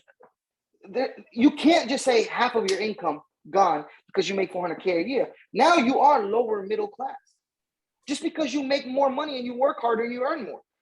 Now, if we were talking about strictly billionaires, that'd be a different thing, but they're carving out tax breaks for these billionaires because these billionaires are the ones funding their campaigns. So you're really not, that whole argument is invalid. Plus you got to equate inflation because these billionaires are going to lose on their bottom dollar. Mm-hmm. So all they're going to do is make everything else expensive so that they can keep making the same profit margin that they were already making. So it's an asinine argument. It's never, capitalism isn't perfect, but socialism is more times than not led to disaster. Yep. It just has. That's history. And those who don't learn from it are bound to repeat it. And almost every socialism turns into communism, except for some like Finland and places, but they don't even consider themselves social. Because you got to think about the size of their fucking country. Their countries, yep. It's not like we live in this fucking, God damn it, we lost our homie. He'll be back. So meanwhile, I'll go ahead and take this time to wait for him to come back in. I hope you guys have been enjoying this. I do appreciate y'all being here, hanging out with us. It's been about an hour and a half now that we've been on this pod. But here he comes right back. Give me one quick second. He should be coming in here in a second to join us back. He just got so angry about the socialism and the fucking, freedom that he just couldn't take it no more. He had a fuck. I tried to adjust my AirPod and it hung up. I'm sorry. Nah, dude. But it's to your point. Like I'm just thinking about like taxes, like for example, I have money in the stock market, right? And I'm gonna get fucked in at the end of the year because my dumb ass didn't understand that I pay taxes on it, not when I pull it out of the account, but when I pull it out. And even if I just hold it in the fucking in there, each time there's a transaction, if there's gain on it, is I think 30% or something like that. I don't even know, to be honest, but I think you have to make X amount before they even fucking check on that. So I might just sweep that one under the rug. You know what I'm saying? Right. I didn't make thousands or anything like that. Right. But for those of y'all that are investing, it affects everybody, especially in the investments, especially in the 401ks. Yes. It affects you. Dude. The good thing about 401k is when you have money in there, it's in there. But it's going to affect the rate of growth afterwards. Right. Dude. So here's one thing I trip out on. So there's some states, I'll bring California to this because I remember hearing it out there. In California, because everybody's buying electrical vehicles, in LA specifically, everybody's buying electrical vehicles. The gas consumption has gone down. And with that also, people have moved out of LA proper, the city of Angels itself, out to the outskirts. Yeah, because they don't mind driving that long distance anymore because it's not in their pocket. Electric, exactly. Right. So California was thinking like, hey, we're fucking losing money here because we wanted electric cars. How are we going to start funding these goddamn projects we have? Mm-hmm. So let's go ahead and make a mileage tax. So now they want to start doing a fucking tax on mileage. So here's the thing. And I saw somebody break it down pretty fucking thorough, but it was the way I was thinking about it. You already taxed me on my income. All right. So I pay tax on my income. Yep. I pay sales tax. Yep. On a vehicle when I buy a vehicle. Yes, you do. Both state and federal. All right. Yep. Then I have to pay fucking gas tax when I use gas. Yep. So I have to pay tax on that as well. And now you want to tax me on how many miles I fucking drive. Yep. When I'm literally just traveling in a country that's supposed to be free. You're paying to travel freely. Right. Exact. Thank you. So where it's legalized fucking that doesn't even robbery. include tolls already. Oh, that's why I hated the East Coast, bro. I not to be a shithead, but your state I'm with you. Your state pissed me off. When I went to New York a couple of times because I had family out there, we went to New York from Maryland to New York. It's a quick drive for those that don't know. The Northeast is very fucking puny, dude. You take 95 out of DC and you'll go through Philly. Delaware is like a fucking blink of an eye. Then next thing you know, you're in Jersey. Maryland. Yeah, dude. That, yep. It's a fucking it's all small there. But Jersey by far had fucking tolls almost every fucking X amount of miles. Another toll road. I thought fucking Oklahoma was bad. Good God damn, Jersey. Y'all got that Jersey Turnpike? Y'all got it, Chief. Y'all got it. But yeah, dude, toll, but at least those tolls, I can understand if that money's they go back to the roads and stuff. Yes. But I mean, my point is you're already paying to travel, and now they want you to pay more to travel. It's crazy. Dude, they fuck us every which way they can. Because like you said, at the end of the day, they're in a business, and a business does not lose money. So is it really only affecting the people that make $400K or more? Of course not, man. Taxes it's affecting everybody, even the poor. I'm all about having just one standardized federal tax. I don't care how fucking high it is. I don't care if it's a 25% flat tax, but I don't have to pay taxes on clothes, on this, that, or the other. I don't have to pay taxes. Right. I buy cigarettes. They're my fucking cigarettes. Why am I paying $8 a fucking pack of cigarettes? Because we need to pay taxes on it. Bitch, you. Luckily, I'm on the road to quit smoking. I'm trying. Bro, check this out. Off topic, the VA. Actually, we'll just go ahead and move out of topics from this one. Nice segue. Right. Damn, I'm good. So, check it out, man. From cigarettes to fucking VA. How do you do that? Smoke cessation. But check it out. So, the VA recently, it's been a battle for me. All September was a fucking horrible battle for me. And finally was able to, make my appointments. And don't get me started with that shit. Anyways, I saw my doctor, and as usual, she told me I'm fat and need to lose weight. Got it. I'm going to start taking my cholesterol's high. So I'm going to start taking some kind of shit for my cholesterol. I'm against pills, but at the same time, like the bitch actually scared me this time. This one actually scared me. She's like, there's plaque building up on your fucking blood vessels, right? I'm like, that's good. Yeah. Once she said that right there, I'm like, fuck. Because I started remembering my days as a dental assistant. I remember plaque and how it hardens. And next thing you know, it blocks and you're done. So yeah, I was like, okay, I'll play your fucking game. Anyways, so she got me with the smoke cessation. I tried the pills originally a couple of years ago when I first got out. I think I picked the wrong year to quit smoking that time. The pills worked. I'm not gonna lie. The pills fucking work, bro. For like the first. Well, what are the side effects? I think with those, I had the dreams. I think. That's what scared me about them. Because when I was looking into it, I don't know if it's whatever you were using, but I was looking into using medicine to help me quit.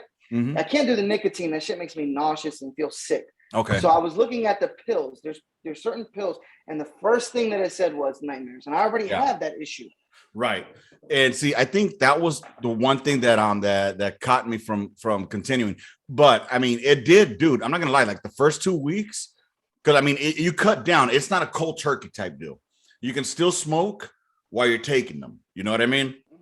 And then they tell you to take them, like cut it down while you're while you're taking it. Once you have your quit day sent, that's when you fucking bam and you start just taking them. And they work, bro. I'm telling you, I didn't have any cravings.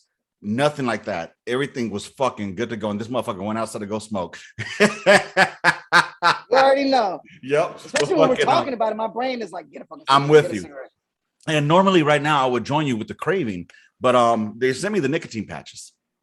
So I remember using them back in Afghanistan when I tried to quit.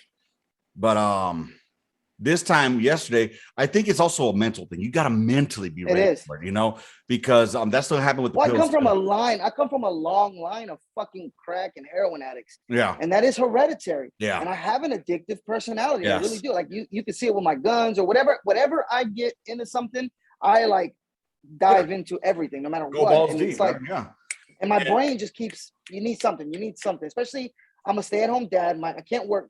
Talking about the VA, I can't work. I don't. My doctors won't allow me, and so I need something that gets me, you know, occupied. Because if not, I'm depressed as fucking shit. Like to really bad areas. That's where I've been lately. For a long time, I've talked about it a couple of times already. And I've been in this dark place, and it finally just hit me like just recently, like, dude, you're down a rabbit hole, you know. So I even yesterday, like, it hit me really hard. Like yesterday, I'm being transparent to all y'all listeners. Yesterday it hit me hard again, and fucking I tried reaching out to the shrink, because the shrink that did my assessment. So full disclosure, they said I'm major depressive. So I don't know how that goes side to side with the PTSD or not, but I think somehow or another it's all intertwined. No, they're intertwined. They definitely are. So fucking anyways, so I hit that pothole yesterday again, and I need to get in sooner, because my fucking, for a system that is all about caring for its fucking veterans, I'm majorly depressed. However, they can't see me till November 23rd. Wow. So yeah. And you know what's fucked up about that too? It's a fucking bad day for me. I already know it's going to be a bad day for me. That's the last day I ever talked to this little fucker, because that was his birthday. You know what I'm saying? And I'm getting fucking teary-eyed now just thinking about it. But so it's going to be a bad day that day. I wanted to get there sooner, and I reached out to them through secure eVet message shit, and which is fucking trippy. I sent it 3 times, bro. And 3 times I went into my sent box, and it wasn't there. Happened to me before. So what I did this time, on the last time, I started recording the shit, bro. So apparently what ended up happening, it goes into a draft. Oh. So I had to go into the draft and then finish typing up what I initially was going to send. Once I finished that, I hit send. And I was like, of course now it's sent. Huh? I bet I have a ton in my draft then, because that same thing happened to me. Yeah, it goes, once it says draft or drafted, it stays in your draft. Because I hit send, you would think it would send it automatically, right? Yeah. I got pissed off because it happened to me. That's how it happened to me initially in August, when I started fucking noticing that I wasn't there. You know? Yeah. And I was like, am I going fucking crazy? I know I hit send, bro. So all that did was fuck with my head even more. Like, am I fucking going crazy? Dude, I'm talking about, bro, I wanted to slam my fucking head through these goddamn windows because I thought I was going crazy. You know? Yeah. And, I've been there. People, I tell you all this in all sincerity. I'm not going to off myself. I don't think, thought about it, obviously. You know, who doesn't, though? You know, you're driving sometimes. You think, what if I just twist a little this way, hit a motherfucking tree, fly out the windshield? Anyways, so those thoughts have gone through my fucking head. And then, you know, so I started looking at some of the shit that I'm going through. And shout out Combat Craig on YouTube. He is this dude that breaks shit down Barney style, literally. And he has a bunch of videos. Check him out, Combat Craig on YouTube. It's COMBATCRAIG, Combat Craig. Just look him up, and he has all kinds of shit that'll help you out if you're a veteran, if you're active duty. Check him out, that motherfucker. And then, dude, I just started going through their shit and listening to it. I'm like, well, it's good to know I'm not the only one. You know what I mean? And I know I'm not the only one. And it's good to fucking decompress. And I don't even know how the fuck we got into this conversation now, you know, and that's where my fucking mind is all the goddamn time, you know. So try adding this at work. You know what I'm saying? Man. So this fucking sucks, because most of it at work, I just keep my mouth shut now, because if I start talking, I'm going to ramble, say something inappropriate or completely left field, and people are going to be like, what the fuck is this? What did he just say? You know what I mean? So, and looking at criteria and shit like that, I fit a certain percentage, on a certain scale that I'm being fucked on, and I noticed that. So so I'm like, okay, I got to do this, and so I think that percentage is higher than you think. I'm getting fucked right now. I've been waiting for 2 years for an appeal to be seen. no shit. I swear. Yeah, right when COVID started, like right before COVID hit, I had did a what do they call the evaluation appointments? The CMP? Yeah. So I did one of those. They upped my shit, right? And I put in for 100%. I'm at 90%. I put in for I'm over 300% on all my stuff, but I'm getting paid at 90%. Mm-hmm. And I put in to get that extra 10%. When I put in to get that extra 10%, they gave me another evaluation, and it was literally like a month apart. And they downgraded one of my ratings for the reason that I can't work. And they said it's not as bad because my movement that day, because I had gotten my epidural injection, was a little bit better. And so they downloaded it, and then I was like, I'm tired of this shit. You guys are fucking with me. My the caseworker that's helping me, she said they're fucking with you. You should have gotten that approved for the 100%. They declined it. I appealed. And the appeal was never seen. And they had my lady found that there was another service member's files inside of my file. So they were confused. Man. And so I was like, fuck it, I'm done. I want to get seen by a law judge. So now it's in the process of being seen by a law judge because of COVID. It's been on hold for 2 years now. So do you have an attorney already? I don't need an attorney because the judge is just going to go over all the evidence. Okay. And they're just going to make a decision, and they're going to take it out of the VA's hand. Okay, cool. Again, I would recommend looking up Combat Craig. Check him out. Mm-hmm. Maybe you'll find a video that is akin to your situation. For me, I'll tell you right now, for me, it's on the PTSD chart because they got me at 50 for PTSD. After looking at the criteria, I'm not at 100 for PTSD. I'm definitely at 70 though. After reading the criteria, I'm definitely at that 70 mark. And I think that they just gave me that 50. And what's pissing me off, bro, I was going through my fucking paperwork.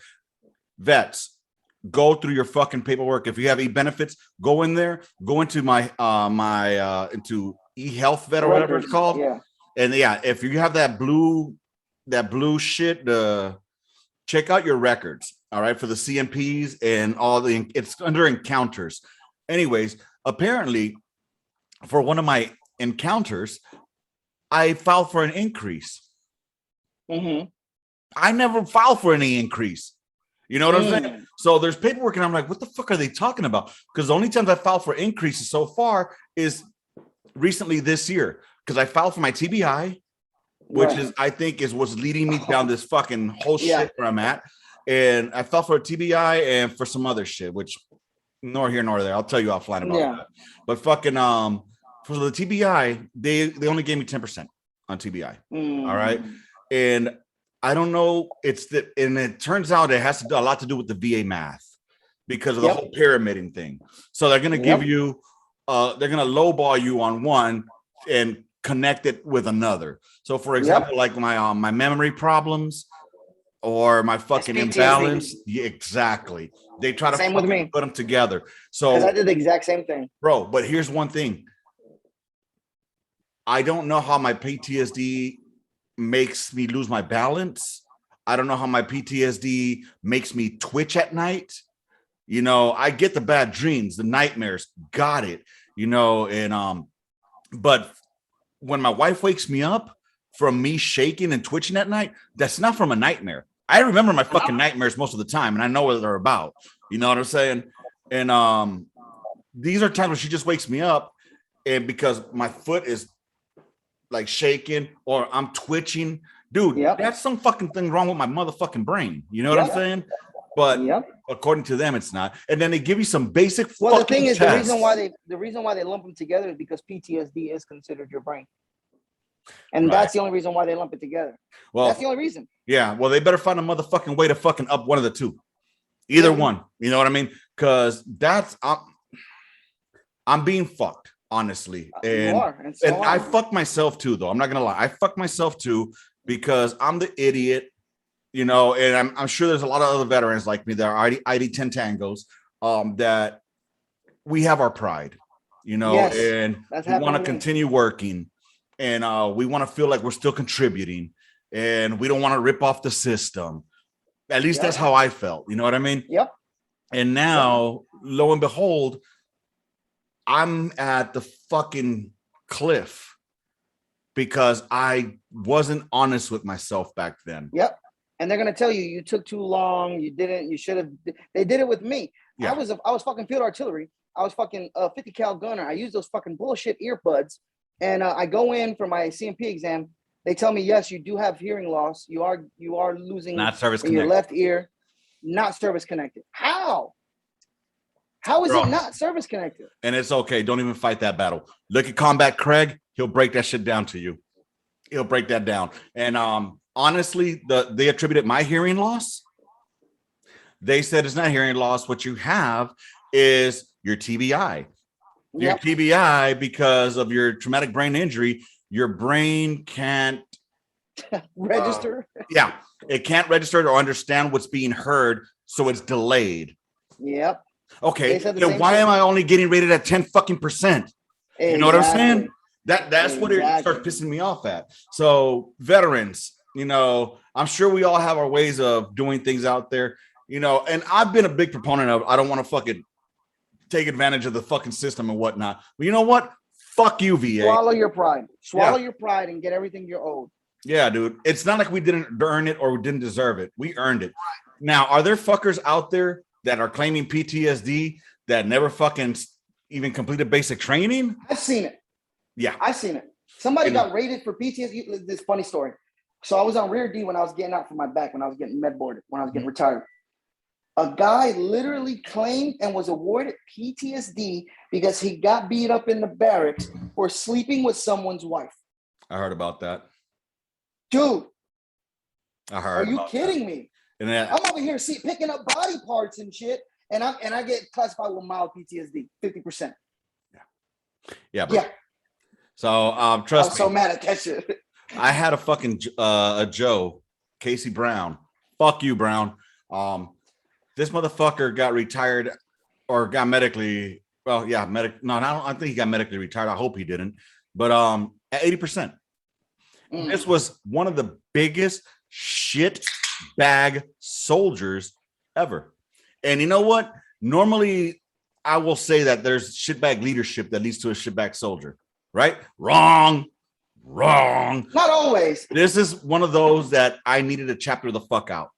I tried every avenue, bro. He was one that everybody had given up on. And I was like, you know what? Let me give it a shot. But there's only so much a leader can do until you do for yourself. His own stupid decisions got him to where he was at. He's the one that kept marrying a fucking barracks bitch. You know what I'm saying?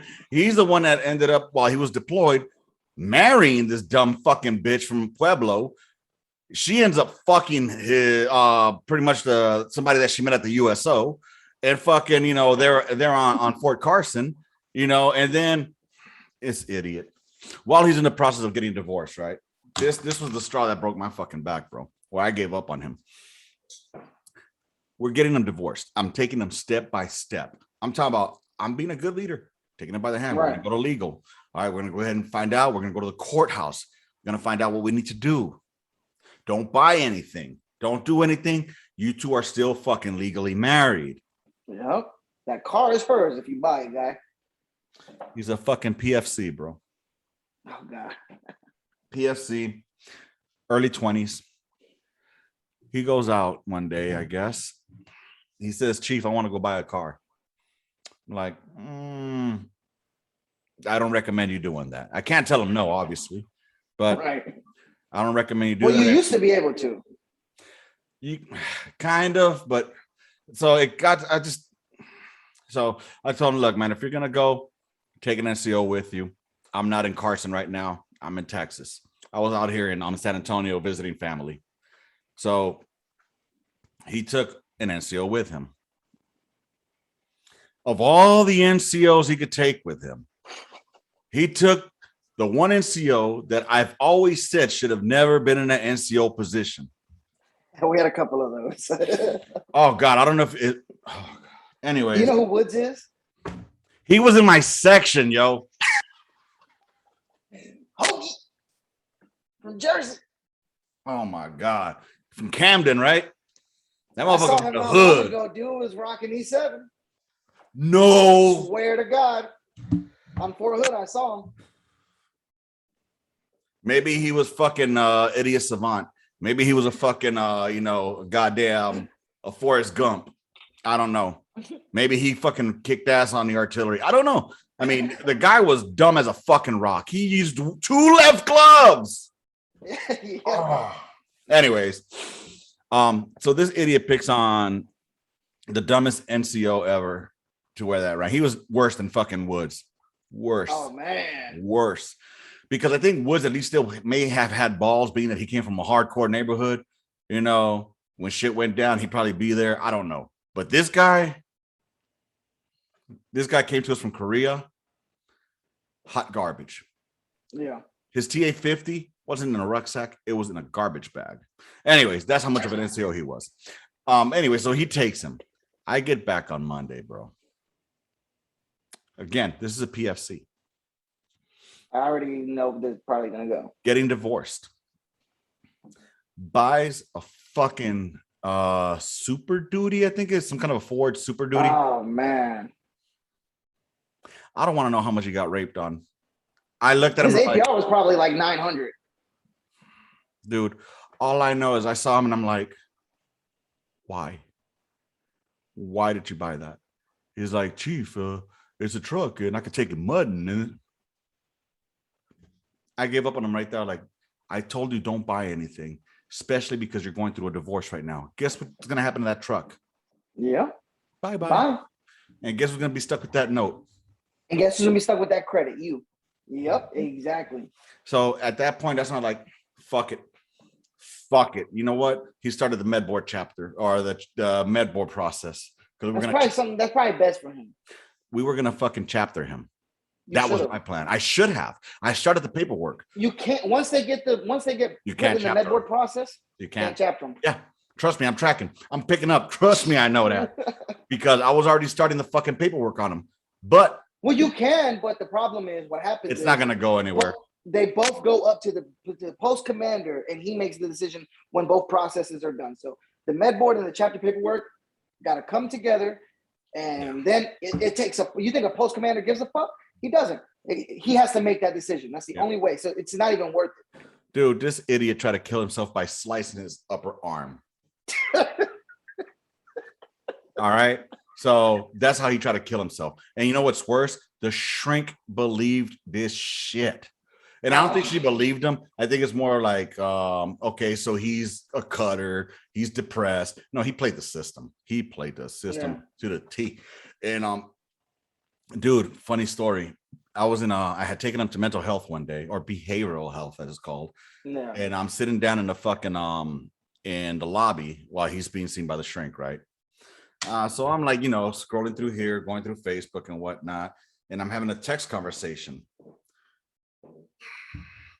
Dude, I was like, is it wrong of me if I just fucking it'd be just great if he just fucking blew his brains out. Something to that extent. Like, why can't this motherfucker just kill himself already?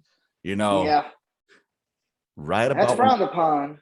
Bro, as I was gonna hit send, I realized the name that was on top of the fucking text box. Casey Brown. No.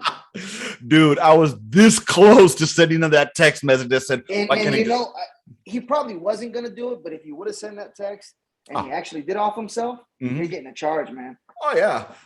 My career would have been. But he wasn't going to do it. He wasn't going to do it. Nah, man. He wanted that money. Oh, shit. I missed a call. You don't kill yourself with the shoulder. Hey, I missed the VA call. Let's hear what he says. Hi, this is Dr. Roberson calling from the VA. I received a call from this number and returning the call.